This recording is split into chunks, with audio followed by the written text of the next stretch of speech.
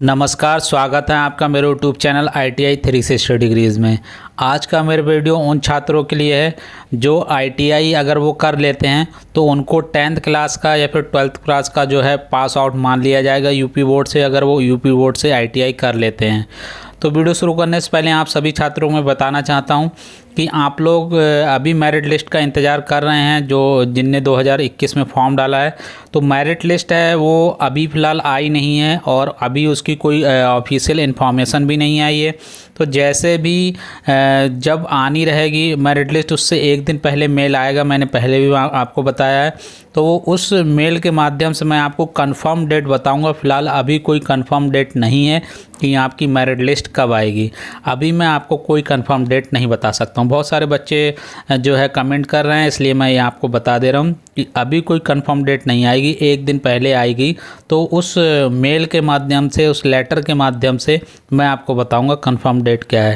फ़िलहाल इस वीडियो में आपको जो है उत्तर प्रदेश की एक महत्वपूर्ण सूचना आप लोग जान ही रहे हैं। तो सबसे पहले जो पहला पॉइंट मेरा बिंदु 1 है, उसमें अगर कोई कक्षा 10 उत्तीर्ण से अगर किसी ITI में एडमिशन लेता है, मान्यता प्राप्त जो है राजकीय औद्योगिक प्रशिक्षण संस्थान, तो चाहे वो प्राइवेट हो चाहे वो गवर्नमेंट हो, किसी भी ITI में एडमिशन लेता है 10th पास करके और 2 वर्षीय ट्रेड में एडमिशन लेता है।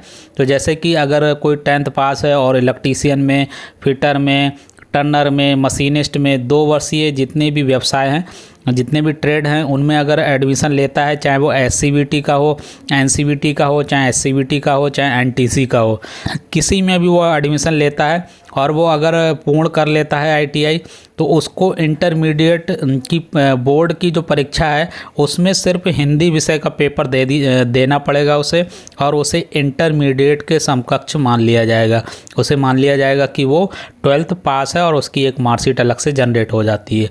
तो आप इससे समझ गए होंगे, यदि कोई 10th पास कोई बच्चा है और वो ITI में जो है 2 वर्षीय ट्रेड में एडमिशन लेता है, तो उसको जो 12th बोर्ड के पेपर है यूपी बोर्ड, उसमें सिर्फ हिंदी विषय का पेपर देना पड़ेगा और उसको 12th पास मान लिया जाएगा। उसका जो है सर्टिफिकेट आप लोगों को मिल जाएगा।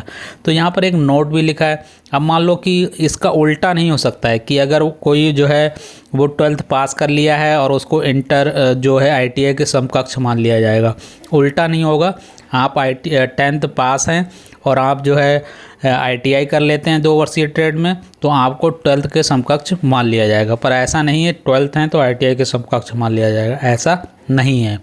चलिए, अब दूसरा बिंदु ये है, अगर कोई 8th पास है, कोई कक्षा 8 पास है और वो जो है 2 वर्षीय ट्रेड में एडमिशन लेता है, जैसे कि कक्षा 8 से बहुत सारी ट्रेड हैं, तो उसमें 2 वर्षीय ट्रेड है, जैसे कि वायरमैन ट्रेड है, एक वायरमैन 2 वर्षीय ट्रेड है, और उसके बाद पेंटर जनरल है। तो पेंटर जनरल और वायरमैन में अगर कोई एडमिशन लेता है कक्षा 8 से और वो इसको उत्तीर्ण कर लेता है ITI वायरमैन या फिर पेंटर जनरल से, तो फिर उसको जो 10th का जो बोर्ड की परीक्षा है उसमें सिर्फ और सिर्फ उसे हिंदी विषय का पेपर अगर वो दे के पास हो जाता है तो वो जो है 10th उत्तीर्ण मान लिया जाएगा या उसके समकक्ष मान लिया जाएगा। तो ऐसे बच्चे जो 8th से फॉर्म भरे हैं वायरमैन या पेंटर जनरल में, तो उसे अगर ITI पूरी कर लेते हैं तो उसके बाद उसे 10th के बोर्ड में सिर्फ हिंदी का पेपर देना पड़ेगा और उसे यूपी बोर्ड के 10th की मार्कशीट मिल जाएगी। तो पर ऐसा उल्टा नहीं हो सकता, अगर आप 10th पास हैं तो आपको ITI के समकक्ष मान लिया जाएगा, उल्टा नहीं हो पाएगा। तो अब आप समझ गए होंगे कि जो बच्चे 10th पास हैं, अगर बच्चे 10th पास हैं और 2 वर्षीय ट्रेड में जो है एडमिशन लेते हैं, तो वो उनको यूपी बोर्ड के सिर्फ हिंदी का पेपर देना होगा और वो 12th के समकक्ष मान लिए जाएंगे, 12th पास मान लिए जाएंगे, उसकी मार्कशीट अलग से जनरेट होती है। और ऐसे ही कोई 8th पास है और वो 2 वर्षीय ट्रेड में एडमिशन लेता है और फिर उनको हाई स्कूल का सिर्फ हिंदी का पेपर देना होगा और फिर उसको 10th के समकक्ष मान लिया जाएगा। तो ये बहुत सारे बच्चों के मन में क्वेश्चन था, इसलिए मैंने इसको बताया।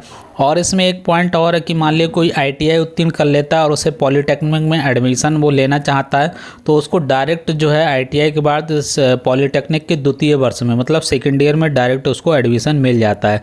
तो उसका जो पॉलीटेक्निक 3 साल का होता है वो घट के, इसमें से 1 साल घट के वो 2 साल का हो हो जाता है, क्योंकि उसको डायरेक्ट सेकेंड ईयर में जाके एडमिशन मिल जाता है। तो वो सेकेंड ईयर और थर्ड ईयर जो है 2 ही साल पढ़ता है। तो आशा करते हैं अब इसी वीडियो के माध्यम से आप समझ गए होंगे कि कैसे आप लोगों को 8th पास स्टूडेंट ITI करके 10th पास मान लिए जाएंगे, या उनको 10th पास कर दिया जाएगा, और 10th पास जो ITI कर रहे हैं 2 वर्षीय, तो उनको कैसे 12th पास का मार्कशीट मिलेगा।